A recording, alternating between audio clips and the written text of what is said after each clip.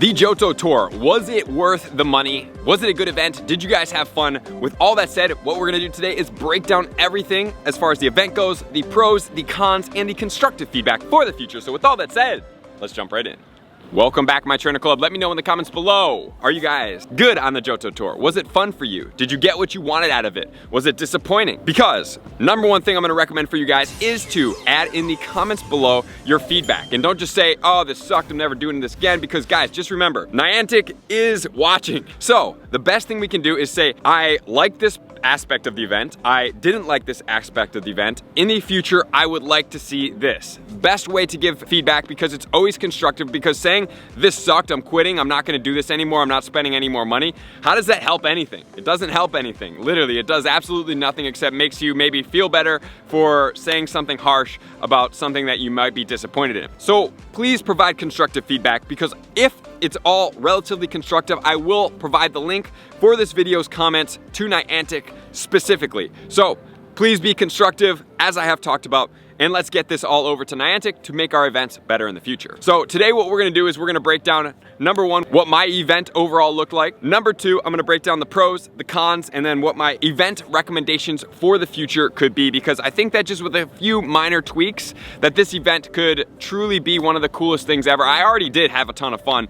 The only thing that was a little challenging was that when in Mexico, it was quite cold and I didn't have the appropriate attire. So for me, that was a situational thing. Wasn't so much like an in-game thing. But generally speaking, I think these events are fantastic. Global events at this magnitude are amazing. I think they are. So here's gonna be what we break down for this event. Let's start off with my shiny count so you guys can see how I did for the event. The first Pokemon I did get in a shiny form was gonna be Cyndaquil. However, I said on live stream, the first shiny Pokemon I get, I am going to delete. So fortunately, it was a Cyndaquil and it wasn't anything more impactful, because then I would have had to reconsider, but it was a Cyndaquil, so I deleted the Cyndaquil. If you guys want to check out the live stream, it was a lot of fun. 7-Eleven did an awesome job putting on that event. So that's number one. Then I hatched Pichu, Girafarig, Pineco, then I hatched Smoochums, Gloom was caught, Wobbuffet, Miltank, Houndour, Sneasel, Larvitar, Chikorita, Hoppip, Chikorita, Ledybug, Wooper. I got a shiny Smeargle from a Photobomb, the guaranteed shiny Gyarados, Skarmory, Tyranitar, Ledybug, as well as Cyndaquil. So that's a grand total, if we tally them all up, of 22 shinies. Because just remember, I have one deleted. So for me personally, 22 shinies on an event like this is really good. So I feel really good about this. I got the Miltank, and obviously, like, maybe if I wouldn't have got like a unique shiny like Miltank, which is one that I was hoping for,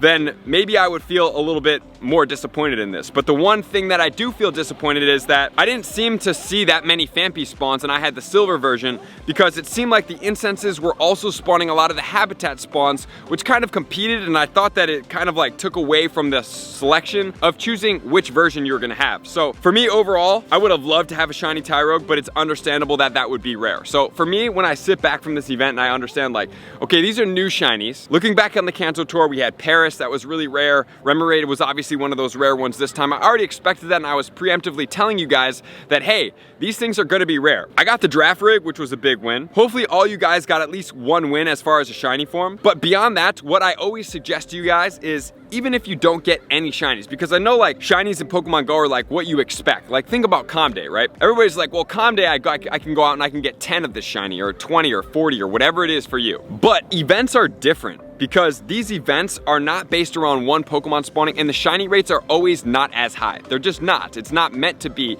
a day where it's like everything you could possibly get and imagine you get, because then if you did that, is all you would do in Pokemon, think about it, is you would just play that event if you were only a shiny hunter, and you would never play anything else. So where would be the goal of Pokemon, or the journey of Pokemon, that, like, for me, when I don't get a shiny, I'm like, Remoraid, I didn't get the shiny. I can't wait to see when I get that shiny. That's like what I think in Pokemon, because it's a marathon, guys. It's not a sprint. These events are sprints, and you try to add to your shiny collection as much as possible, but I don't have expectations that I'm just gonna have like the best day ever. I'm gonna hatch 10 shiny Tyrogues. I'm gonna hatch every single baby shiny. I'm gonna hatch Igglybuff, which is one that I didn't need and was hoping for. I didn't hatch it. Am I upset about it? No.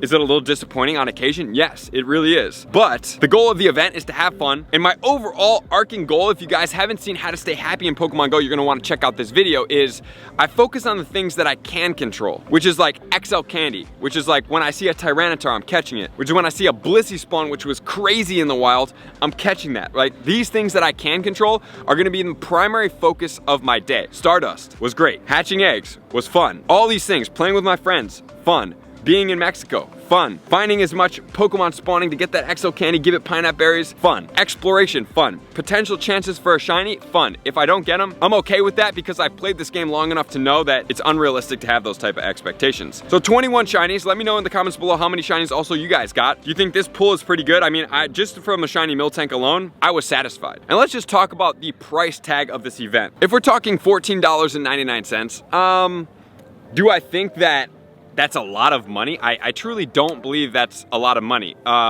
If you feel like you got ripped off, I don't know what you would expect from $15, to be quite honest. Even an in-person event like Sunday, Johto Tour, $25. Like, if you go to the movies with 2 people, you're paying $25 and you're not getting an experience, you're just sitting there and watching a movie, right? So to me, a concert that you watch for 3 hours typically starts at what, $50 to $75 and can go all the way up into the hundreds. So that's what I compare this to. And the amount of effort that goes on behind the scenes for these events is tremendous. So when I see these low cost events, I'm like, it's a no-brainer for me. $1 research storyline for community day, no-brainer. If you don't want to do it and you think that you're getting ripped off, then just don't do it. It's not that big of a deal. Like, Pokemon is to be what it's meant for you to be and for you to have fun doing it. So if you feel like you do this event and you don't have fun because you had an expectation that did not match what you wanted to receive, because that's always where the gap of disappointment is. You have an expectation and reality doesn't match your expectation. When reality doesn't match your expectation, that's when you feel disappointment. But if you have really low expectations, like the things that I talk about, then you can have fun, right? And I know there's a lot of hype around, ooh, shiny Remoraid, ooh, shiny Tyrogue, ooh, shiny Hitmontop, ooh, all these new shiny Phanpy, Mantine. We're gonna have all these new shinies, your brain's just like exploding. And you're like, I'm gonna get all of them. And now we're here right now talking about this video. So here we go, my pros of the event, because there are definitely pros, even if you guys are feeling disappointment. Number 1 is gonna be 12 hours. Guys, this event was long, like long, 12-hour grind, which was, I think, the longest event Pokemon Go has ever had. So there was no shortage of a time during this event. However, there were some things that kind of felt a little crunch during this event, which we are gonna address. Number 2 was the evolved spawns. I thought it was insane to see a Blissey spawning in the wild, to see a Steelix spawning in the wild, to see Tyranitar spawning in the wild, to see all these things, and then on your radar, you can go around and you go like, oh my gosh, there's a Tyranitar over there. They're like, oh, that's guaranteed 2 XL candy. Yes, let's go. Like, that's how I was thinking and how excited I was. When those things popped up unexpectedly, I was like, oh my gosh, these things are spawning in the wild. Like, wow, that's fun for me. I love seeing evolved Pokemon in the wild. That like just lights me up from the good old days of Pokemon Go when it first came out and there were Dragonite spawns and everything like that. I'm like, mind blown, amazing. Then there was plenty of research to do. However, I'm gonna put this also on a con, which we will talk about, but there was more than enough things for you guys to do to get more things in return. And I think Pokemon Go does a great job at stacking things in return for what you pay for, such as the 9 free raid passes, the 3 remote raid passes. Then you're getting items, Stardust, encounters, everything. Like, it's just a good experience overall if you think about it, because if you want another legendary encounter, you'd have to do another raid, and you got all the legendary encounters as well. And then you got the 9 free raid passes and the 3 remote raid passes. So technically you're doing like almost 20 raids for the cost of your ticket, right? And then that's just for raids alone, not anything else. So you got to take that into account. Then we'll talk about the wild legendaries, and I'm going to put that on the con as well. The pro, I think wild legendaries for the first time ever in the wild was awesome. Was it kind of a bummer that they would run? I mean, a little bit, but like, you can just do a raid, like, and get a legendary. Like, I understand that it would be fun to be able to catch these Pokemon, but legendaries in Pokemon in general are normally extremely challenging to catch. So you have to take that into account. And that's just what it is. That's what Pokemon is. So for them spawning in the wild and then them could being shiny, and if they were shiny, you could catch it. I think that's tremendous. So let's talk about the XL candy. XL candy, amazing. I love XL candy. It's like one of the things that I think that like now it's like one of those kind of consistent things that I can expect to try to get. And XL candy, trading over 100 kilometers is gonna give you that guaranteed one, but in the wild you get the chance to get one, and then when they're evolved, like the evolves we saw, are guaranteed XL candy. So I thought they helped out a lot, and I thought it was really cool seeing those evolved Pokemon in the wild and giving that XL candy. And then let's talk about the candy bonuses you're getting. You're getting like almost 20 plus candy for a lot of Pokemon when you caught them with pineapple berries. My goodness, it's a great time for you to catch up on anything that you have missed out in Pokemon Go. Always, that's why I love these events. Great time to make up for lost time, especially if maybe you're a newer player. And let's talk about the constant raids, which I think is a tremendous addition to the game. Seeing raids spawn like every 25 minutes, quick turnaround times, there's raids all over every gym is incredible. There's nothing better than seeing constant raids, which I will talk about as a con as well and as an improvement for these type of online and event games. So love the raid spawning, the ability to be able to get the shinies, and then like I talked about before, the raid passes and the value that you did get from purchasing the ticket, I thought was evenly matched. However, let's talk about the cons. The cons are expectations not matching reality. Always remember that in life. If you're going somewhere to get a car, your expectation is that you get this car, you got that car, and you're disappointed. Your expectation is that the hotel looked like this picture, you got that picture, you're disappointed. So that is where disappointment comes from. So I just want you guys to remember that. So the cons are, number one, a lot of people talked about it and I did see it a little bit for myself. However, it did pick up where going to be the shiny rates. But just remember, these events are not supposed to be that you get every shiny. You have higher chances of getting shiny in your journey of Pokemon Go. It's a journey of Pokemon Go. And just remember, the goal is not for you to get every shiny, because if you got every shiny, guys, you would never play anything in Pokemon Go. You would literally just turn your game on, you go to the Kanto Tour, you go to the Johto Tour, you go to the Sinnoh Tour, the Hoenn Tour, and then you'd be done. You wouldn't need anything else. What's the fun in that? Fun is that you get some shinies here, and then you're waiting for the surprise of, I can't wait for when I get this shiny, when will it be? Because at some point it's gonna happen. That's what's fun for Pokemon for me, but I do think that the shiny rate could just been a little bit higher, especially for the version exclusive things that you did purchase, such as the Mantine and Phanpy in specific. And the con here about the raid and spawn is the competition, which we will talk about in my recommendations, that you have to choose because raid battles take a little bit of time. You have the countdown timer, then you have to jump in, then you have to catch the legendaries. So it does eat up into the spawns of the day for being able to catch. That's why I always suggest you guys do get an auto catcher. If you want to see the auto catcher video, you can check it out up here. It's just something that happens, right? So that is going to be like a give and take kind of scenario where you have to choose between the two, which is kind of disappointing at times. And then let's talk about the incense spawns. I think that the incense spawns could have been a lot more primarily focused to the 4 Pokemon that were exclusive to your version, because oftentimes I was seeing a lot of incense spawns that were spawning things that were in the habitats that I could literally just click on. Like, I don't want to click on that. I want to see Phanpy. I want more Phanpy. Just keep spawning Phanpy, Leddyba, and other things like that. Just spawn all of those Pokemon for me. That's all I wanted from the incense, but I did see other things come from the incense, and unfortunately it kind of took away from potentially clicking more of those Phanpys. The legendaries running, I thought was a slight con, because albeit that they were wild and they were hard to catch, I thought they could have been just a little bit easier to catch, that maybe it was like 75% chance they run instead of like almost 100% chance. So I just think that that could have been just a little bit modified in that regard, just to make it a little more satisfying that some people were seeming to catch them. And then finally, let's talk about the habitat limitations. This is kind of a thing that's gonna bleed into like live events, because global events, there's not really much you can do about this, because you can't siphon the whole world and every town to just be like physical habitats. So this is the best that they can do, but it's just a con just as a structure of this event, that it has to go for an hour. So once that hour's up and the second hour's up, then you're pretty much locked out of those spawns. But at the end, you can have all the spawns. And so like you have multiple times to kind of like do that, but there's not really like an area, like a live event. Like if you want to check out the Kanto Tour and see what live events look like,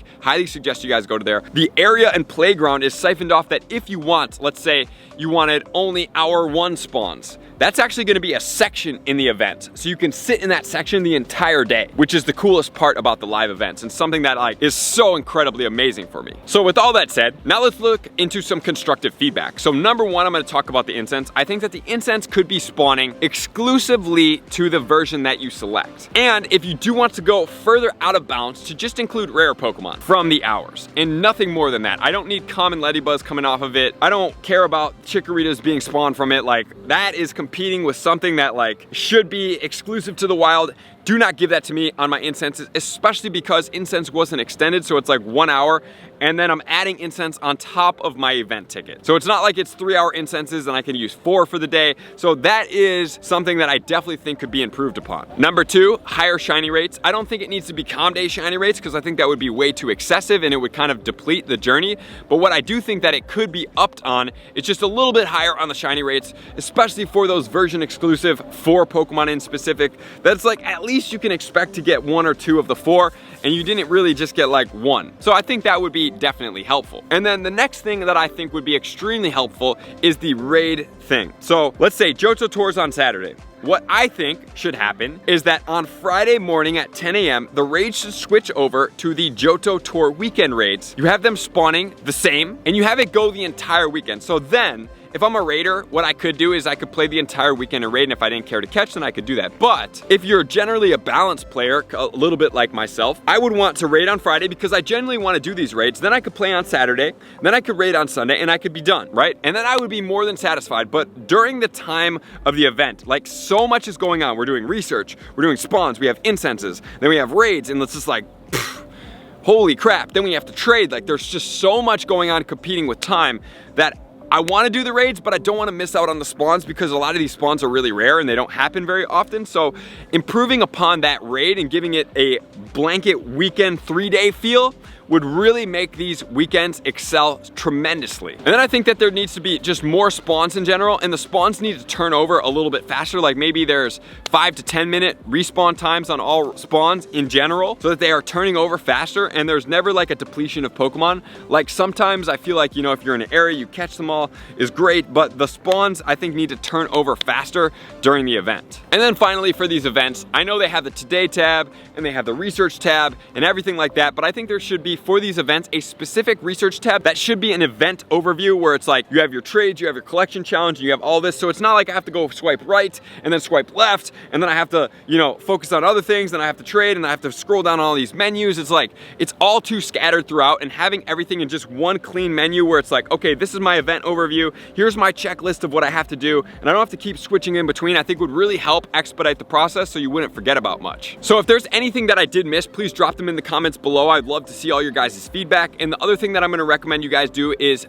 check out my global cancel tour video, which I did post up here. And then also make sure that you do attend a global event at some point, because the global events just hit different. Like they're just more customizable for your gameplay. You don't have to feel stressed where it's like, I don't really like hour 2, I don't like hour 3, I really like hour 1 and 4. It's like at the global event, you're just like, oh, you like these habitat spawns? Just go and sit in the habitat. It's over there at that end of the park. So in that regard, it's amazing. The community is amazing. They do a ton of live things. They add so much value. There's habitats, there's spawns. They literally have blow up Pokemon. They have everything going on. There's music, there's great people, there's merch shops. So the global events are gonna be there. The shiny rates are generally about the same. I did about 20 on both days. I mean, 20 shiny Pokemon in a day is a lot of shinies, guys. It's a lot, tremendously. Like truly, it's actually a lot.